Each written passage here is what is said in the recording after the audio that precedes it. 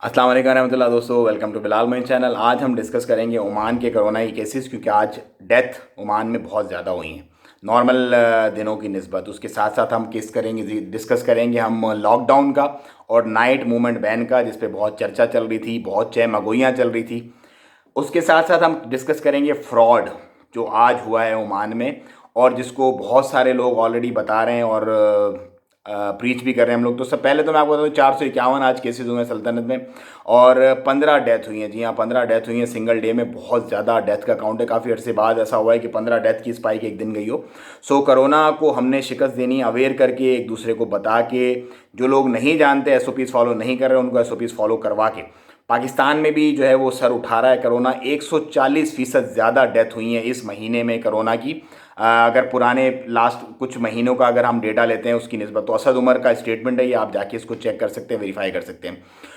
उसके साथ दूसरे नंबर पे जो है नाइट मूवमेंट बैन जो है वो ख़त्म कर दिया जाएगा। 24 तारीख को सुबह 5 बजे से नाइट मूवमेंट बैन ख़त्म हो जाएगा, जो इस वक्त ओमान में चल रहा है। और जो लोग चहमगोइयाँ कर रहे थे कि 1 तारीख से 10 तारीख तक एक नया लॉकडाउन आ रहा है मुकम्मल, उसके बारे में कोई अथेंटिकेशन नहीं है। और जब तक किसी चीज़ के बारे में कोई अथेंटिक और कन्फर्म न्यूज़ ना हो तो उस पर आप कान ना धरा करें।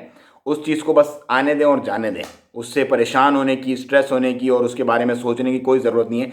जब वो होगा तो फिर देखेंगे कि क्या बनता है उसका। फ़िलहाल ऐसी कोई नहीं है अपडेट। इसके साथ साथ स्कूल खोलने का भी इंदिया दे दिया गया है 1 नवंबर से। आप अपना बच्चा भेजना चाहते हैं तो भेजें, ऑनलाइन लेना चाहते हैं क्लासेस तो आप ऑनलाइन कर सकते हैं। दोनों ऑप्शन आपके पास अवेलेबल हैं। तो चीज़ें अल्हम्दुलिल्लाह पॉजिटिविटी की तरफ जा रही हैं। अब मैं एक डिस्कस करता हूँ फ्रॉड का। आज मुझे एक मैसेज मौसूल हुआ व्हाट्सएप पे बेसिकली कि भाई एक दोस्त है और उसका 120 रियाल सिर्फ वो तनख्वाह है उसकी, 350 रियाल उसके अकाउंट से गुम। कॉल आती है लोकल ओमान के नंबर से उसे, और वो अपनी डिटेल वगैरह सारी, जो जिसकी मैं मना करता हूँ आप लोगों को, अवेयर करता हूँ कि भैया ना किया करें किसी की भी।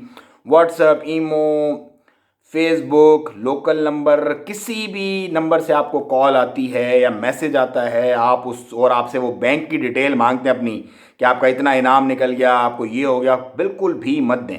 और आप जो समझदार लोग हैं, जो ये समझते हैं यार हमें कभी चूना लग ही नहीं सकता, मेहरबानी करके जो समझदार लोग नहीं हैं, जो लेबर तबका है जिसके अंदर इतनी अक्ल समझ नहीं है, उसको ये मैसेज ज़्यादा से ज़्यादा शेयर करें, ताकि उन लोगों में भी अकल आए और उनको अवेयरनेस पता चल जाए कि भैया हमने किसी को भी अपनी अकाउंट की डिटेल नहीं देनी।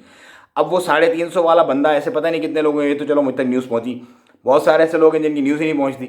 इसी तरह आपने अब अपनी गाड़ियों का और अपने जो शॉप्स वगैरह हैं, थेफ्ट के केसेस काफ़ी ज़्यादा हो रहे हैं। आज भी 6 लोगों को अरेस्ट किया गया है जो कि इस तरह के मामलात में मुलव्विस थे। सो बिल्कुल आप ये ना समझेंगे ठीक है पहले ही गाड़ी स्टार्ट छोड़ के चले गए कहीं और कुछ हो गया। अपने चीज़ों का अपना बहुत ख्याल रखें। बस मैं आपको समझा रहा हूँ, बता रहा हूँ, आप आगे लोगों में अवेयर करें, लोगों को बताएं कि फ्रॉड से बचें। स्कैम से कोई भी आपको नौकरी का झांसा देता है या कोई इनाम निकलने का झांसा देता है या कुछ भी कहता है, वीज़े वगैरह के हिसाब से कुछ भी माल बटोरने के चक्कर में रहते हैं, बचें उनसे और दूसरे लोगों को बचाएं, क्योंकि ये सदका है। मैं लेता हूँ आपसे इजाज़त। दुआओं में याद रखिएगा। अस्सलाम वालेकुम रहमतुल्लाह।